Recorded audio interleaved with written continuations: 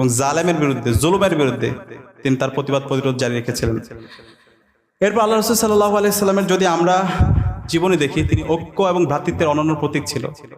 সবাইকে নিয়ে যে একসাথে চলা, আল্লাহ রাসূল ইসলামের যদি মাদানী জীবন আমরা পড়ি, রাসূল ইসলামের যে মদিনা রাষ্ট্র, সেখানে তিনি সবাইকে নিয়ে একসাথে তিনি চলেছেন। এবং ঐক্য এবং ভ্রাতৃত্ব, যারা হিজরত করেছিল মুহাজির এবং ওখানে যারা আনসার ছিল, তারা সবাই একসাথে কিভাবে কাজ করা যায়, একসাথে কিভাবে রাষ্ট্র নির্মাণ করা যায়, এবং ওখানে যারা ইহুদি ছিল, যারা খ্রিস্টান ছিল, সবাইকে নিয়ে একসাথে কিভাবে কাজ করা যায়, এবং মদিনা সনদের মধ্যে আমরা তার অনন্য দৃষ্টান্ত স্থাপন করেছেন।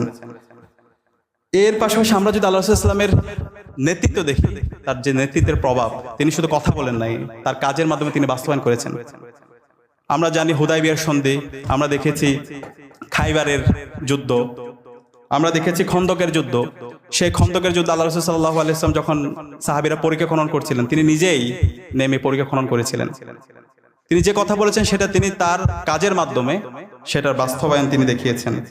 এবং আল্লাহ রাসূল সাল্লাল্লাহু আলাইহি ওয়াসাল্লাম সবসময় কম্পিটেন্ট যে, উনাকে বাছাই করতেন। আল্লাহ রাসূল সাল্লাল্লাহু আলাইহি ওয়াসাল্লাম হযরত যায়েদ ইবনে হারিসা রাদিয়াল্লাহু তাআলার সন্তান হযরত ওসামা ইবনে যায়েদ রাদিয়াল্লাহু তাআলাকে সেনাপতি হিসাবে মনোনীত করেছিলেন যখন তার বয়স মাত্র 18 বছর।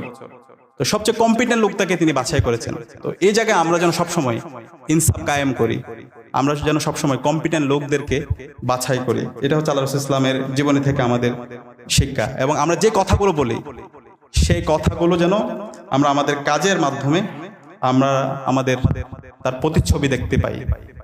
এবং একই সাথে আল্লাহ রাসূল সাল্লাল্লাহু আলাইহি ওয়াসাল্লাম তার বিদায় হজ্জের ভাষণে তিনি বলে গিয়েছেন, তারাকতু ফিকুম আমরান লান তাদুল্লু মা তামাসসাকতুম বিহিমা কিতাবুল্লাহ ওয়া সুন্নাতুর রাসূল। তিনি বলেছিলেন, আমি তোমাদের জন্য দুইটা জিনিস রেখে যাচ্ছি, তোমরা যতদিন পর্যন্ত এই দুইটা জিনিসকে শক্তভাবে আঁকড়ে ধরবে, তোমরা পথভ্রষ্ট হবে না। তা হচ্ছে কিতাবুল্লাহ, একটা হচ্ছে আল্লাহর কিতাব পবিত্র কোরআন, ওয়া সুন্নাতুর রাসূল, রাসূল ইসলামের সুন্নাহ। তো আজকে মুসলমানরা, আজকে আমরা সারা বিশ্বব্যাপী নির্যাতিত হচ্ছে, নিষ্পেষিত হচ্ছি। আজকে আমাদের উপর বিভিন্ন ধরনের সাপ্রেশন, অপারেশন, আমাদের মধ্যে বিভাজন। সেটার মূল কারণ হচ্ছে আমরা আমাদের কোরআন এবং হাদিস থেকে অনেক দূরে সরে গেছি। কোরআন এবং হাদিসের যে শিক্ষা, সেই শিক্ষা থেকে অনেক দূরে সরে গেছে। তো আমাদের সবাই আমাদের এখন নতুনভাবে শপথবদ্ধ হতে হবে। কোরআন এবং হাদিসের যে শিক্ষা, সেই শিক্ষা আমাদের গ্রহণ করতে হবে। কোরআন এবং হাদিসের উপর আমাদের গভীর অধ্যয়ন থাকতে হবে, এবং সে আলোকে আমাদের এই সমাজকে বিনির্মাণ করতে হবে।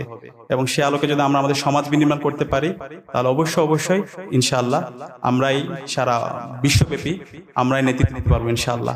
মুসলমানদের যে গ্লোরিয়াস পাস্ট ছিল, সেই হারানো অতীতকে আমরা আবার ফিরে নিয়ে আসতে পারবো, এবং সারা বিশ্বব্যাপী আমরা ইনসাফ এবং আদালত কায়েম করতে পারবো। আল্লাহ পাক সুবহানাহু ওয়া তাআলা আমাদেরকে সেই যোগ্যতা এবং সক্ষমতা দান করুক। আসসালামু আলাইকুম ওয়া রাহমাতুল্লাহ।